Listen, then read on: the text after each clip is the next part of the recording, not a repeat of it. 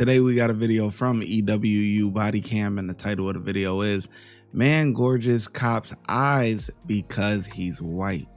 Did you pull your wiener out? Hey, yo! Sorry, man. I'm sorry, I couldn't get here any faster. Let's get this mother out of here.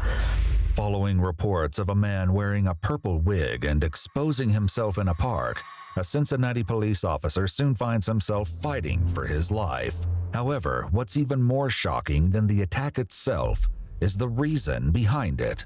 And you pulled the trigger hoping it was his gun? Yes. Because it's white and you're black? Yes. And that's why you wanted to kill him? Yes. The following is based on official police records, and the footage has never been seen before until now. On July 23, 2023, at 7:07 a.m., the police department in Cincinnati, Ohio, was contacted by a distressed man at the Sawyer Point pickleball courts. Cincinnati 911. There's a guy here. I don't know what his deal is, but he's got a purple wig on, a red Hollister hoodie. He's following me. He's standing and staring at me. I think he's trying to pull out his and we keep trying to leave, and he keeps trying to chase us. Cops are coming, dude. Get back. Listen to me. I can't leave. Like, he's standing here. He won't let us leave. We're cornered in a corner. We need someone here now. Oh, he's coming towards us. He's literally coming. Now he's running. He's just literally standing there staring at us. And if I move to the left, he moves to the left. If I move to the right, he moves to the right. Dispatch informs the caller that an officer, Terry McGuffey, is on his way. Oh, here he is. Here he is. The officer is going down to talk to the guy. What's going on? Black girl, she was like 34 years old. We used to hear when I patted her now, it was some physical symbolism. So I stepped behind him. Now I kept moving. I moved left and right now, so he kept moving to the left. Like he was trying to flex on me. I moved forward to me. Trying to punk me out. So Trying to punk you out? Yeah, so I did it back to him. Okay. With it to me, I angled him out. So the black girl, she laughed at him. I pat her if I do anything about it. The 911 caller can be seen in the background, finally making an escape now that an officer has arrived. However, while things are currently cordial, they're about to take a devastating turn. What's your name? Brandon. Brandon what? Brandon D. Claiborne. What is it? Brandon D. Claiborne. Okay. So what are you doing down here, Brandon? Oh, hanging out drinking water. Okay. The man identifies himself as 34-year-old Brandon Claiborne. You on any medication, Brandon? Yes. I didn't give me an American name. They said. Did you pull your wiener out? No, I didn't. Okay. You know what exposing is? Oh, yeah, I'm about to. I need to be under. They didn't give me money for it, so I can do Did you do that? Oh, no, I didn't. Oh, yes, I did, because I felt like it. You said you did. Yeah, because I felt like it. You felt like it? Huh? Just stay down there. Stay down there. Uh-oh, get them together. Damn.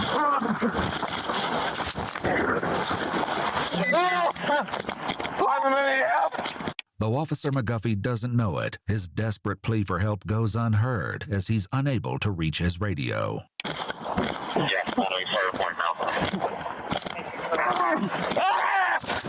I'm tired, buddy.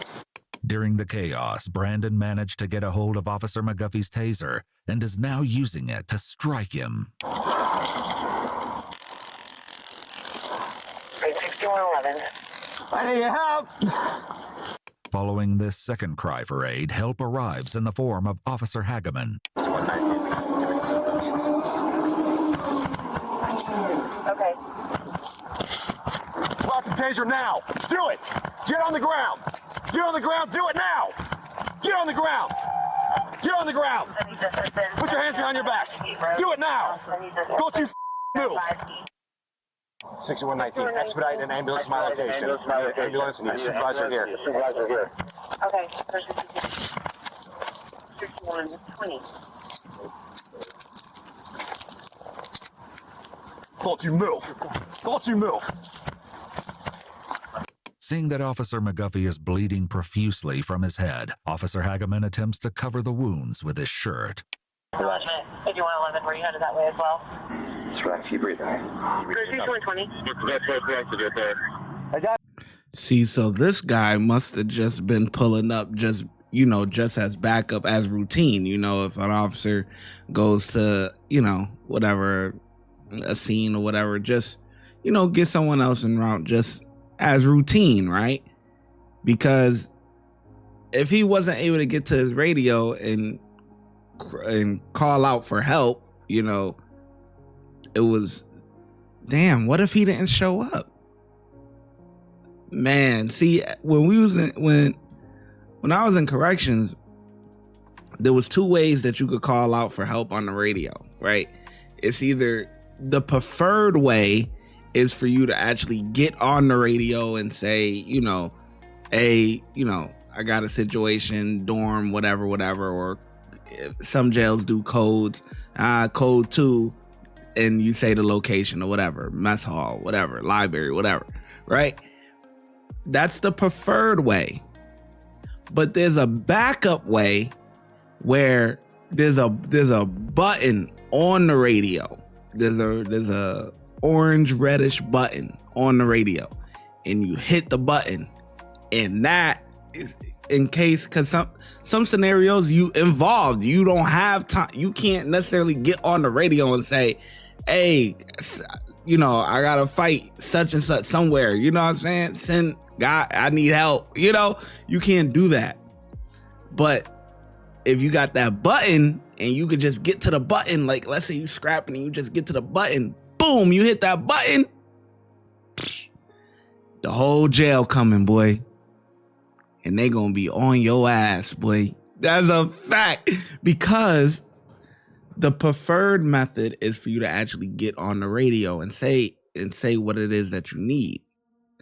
If you're not able to do that, then that's taken as, oh, he's in real trouble. Like, you know, obviously both of them you're in trouble, but there's a difference. One, you can't, it's so bad you can't even get to and sometimes there's situations where, like, you know, this never happened to me, but it happened while I was there, where a female CO got tuned up pretty bad, right? And this goes back to the other video that we did about the inmate that beat up a female CO or whatever. But this female CO, she was actually pretty decent. The inmate himself just had like mental health issues. He was a bug out, okay? He didn't want to shower. He would go weeks without showering and stuff like that. So it all started over her telling him, yo, you got to take a shower. You know what I mean? And imagine you having to tell a grown man to take a shower. Like, it's just... But anyway, she was getting beat so bad that one of the inmates took the radio and hit the button. You know what I mean? Because she wasn't able to get out, you know what I mean? Get called for help.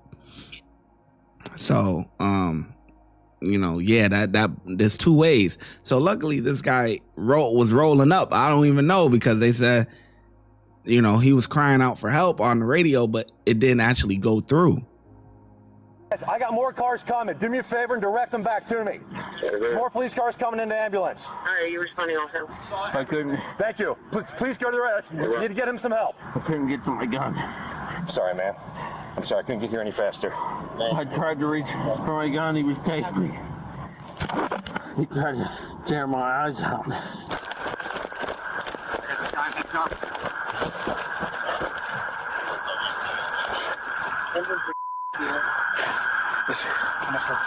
You stay there. Kept hitting me in the back of the head with something. I think this was your baton, buddy. What did he hit him with? Tased me numerous times. Tased him numerous times. I tried to get away from him. I couldn't. My tongue was all swollen. Though Officer McGuffey is conscious and responding, his injuries don't look good. He's still bleeding from wounds to the back of his head, and both of his eyes are swollen shut. This guy assaulted the hell out of him. He hit him with a... Where's that stick at? Here's the baton right there. You want to pick him up and call him in one of our cars? Yeah. We just need that ambulance here. Let's get this mother out of here. Get up. While Brandon is once again searched, paramedics have finally arrived at the scene. What? Get in the car. Breathe. You got smashed pretty good. Let's get this on here and remove it. Well, let's see what we got. Let's take a look. Okay. All right. She's split a little bit. She's got a deformity. She just kept hitting me. Okay. You're conscious. You know who you are, where you are, and all that kind of stuff, Yes, right? sir. Yes, sir. Okay, good. He's been talking to me the whole time. All right, good. Someone grab the middle. Get out of the way. gun, baton, flashlight. This is the guy from last night. Yes. Yes, it is. With the purple hair they were talking about. Yes. When you get to his gun time, you see he was on top of him. You see the guy started hitting him in the head, tried to gouge his eyes, tased him several times, and was hit him with his baton. As Officer McGuffey is transported to the hospital, Brandon Claiborne is taken in for questioning. All right, take a seat right there. Yeah. Take a seat in the chair. It's here that Brandon will reveal the motivations behind the callous attack, but not before officers realize that understanding Brandon will prove to be a challenge in itself. You all right? I guess. You guess? I guess. Okay. Have you ever been here? Not that nigga. I'm a cop, this nigga. See, the judge was coming. What? My lawyer said she does. Say it again. I just said, cop, Lord, cop, my. Oh. That was for me? Yes. Anyone that you no one's answering either number. Okay. Claiborne. I'm Detective McNeil. This is my partner, Detective Tyus. And we would like to speak with you about this morning's incident. I know it was probably something that completely unexpected. But we would like to talk with you about that. All right. He has read his rights and agrees to speak. Brandon begins by explaining that while at Sawyer Point, he got into a fight and was chasing someone. While it's unclear who Brandon was fighting, it appears that the people he chased were the ones who contacted the police, bringing Officer McGuffey to the scene. Where did you tase him at? First, his eyes. In his eyes? First, his the back of his head, then the back of his eyes. After being loaded into the ambulance, the paramedics attempted to check Officer McGuffey's eyes for injury. I'm gonna check your eyes, okay? Something happened, like, Yeah, I'll get. Are you able to open your eyes? This one's about slow, so it looks like. Yeah, I can't. That one's really small shut. that was slow. So you took his taser, but you thought it was his gun. Yeah. And you pulled the trigger hoping it was his gun? Yeah. He said he couldn't get to his gun because the guy was on top of him. Brandon now reveals the reason he attacked him. Why did you hope that? I don't want to kill him. Why? He's an Because what? He's a white. Because he's white and what else? He's an army. So when he started getting down, he out. His side takes out. Okay. And you said something else I didn't catch. You said because he's white and he's... Oh, because he's white and black. Okay, because he's white and you're black. Yes. And that's why you wanted to kill him? Yes. You take any medication? Yes. What do you take? It's a general schizophrenia. Officer Hageman also speaks with investigators, revealing that he was supposed to arrive at the scene at the same time as Officer McGuffey. However, because he was on a Segway, he couldn't get there in time. I'm getting there as fast as I can. When I started getting that butterfly feeling in my stomach, I saw the suspect standing over the top of Terry, who was bleeding profusely, kind of down in a fetal position. And if I remember correctly, he still had the taser in his hand. As his interview takes place the same day as the incident, Officer Hageman is able to provide an update about Officer McGuffey's condition. Terry's he's doing all right. Out of everything, as badly as he was beaten, he only ended up having a broken nose, which is good. I mean, the guy tried gouging his eye out, tased him multiple times, beat him over that with his baton. So he's in good spirits, and he seems like he's doing all right. Yeah. I think his CAT scan was negative too, so. After he recovered from his injuries, Officer McGuffey was also able to speak with investigators and recalled the moment everything went wrong. Well, the next thing I recall was I was on the ground with his fingers in my eyes. I knew I had to get his hand out of my eye, and I finally did. At some point, he started tasing me and hitting me in the back of the head. But I also knew, in my mind, I knew I couldn't take many more of those hits. I thought, I'm done. I'm gonna die right here in the grass, and all I could think of to do was cover my head. In his interview, Brandon stated that he hit Officer McGuffey somewhere between 30 and 39 times. While he ultimately recovered, Officer McGuffey discusses the extent of his injuries. The injuries, I know you said injuries to your eye and broken nose. Broken nose. I had staples in the back of my head. How many staples did you get? 3 different places. I think there was a total of 10. What do you think should happen to you? Go to my dad's house and back cruise. You should think you should go to your dad's house and My dad's house. Yeah, you think you should go to your dad's house, and you think you were right in that? Yeah. Despite his insistence that being sent to his dad's house was an appropriate punishment for his actions, Brandon Claiborne was indicted for 2 counts of aggravated robbery, 1 count of attempted murder. Oh, hell nah. Oh, hell no. Yo, some of these people be taking me by surprise. Oh, hell nah, man. This is bad, man. This guy is sick. I ain't gonna lie. What the heck? See, you don't see all of that with the wig and all, the glasses and everything.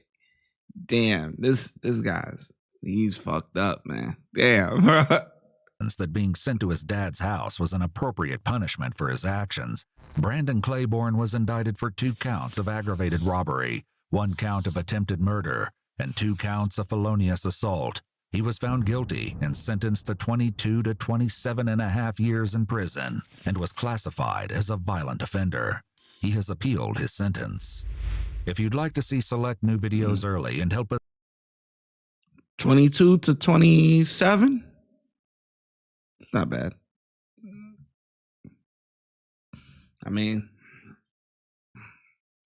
we seen a guy kill somebody and he got 1 to 20. I ain't never seen nothing like that. So this guy,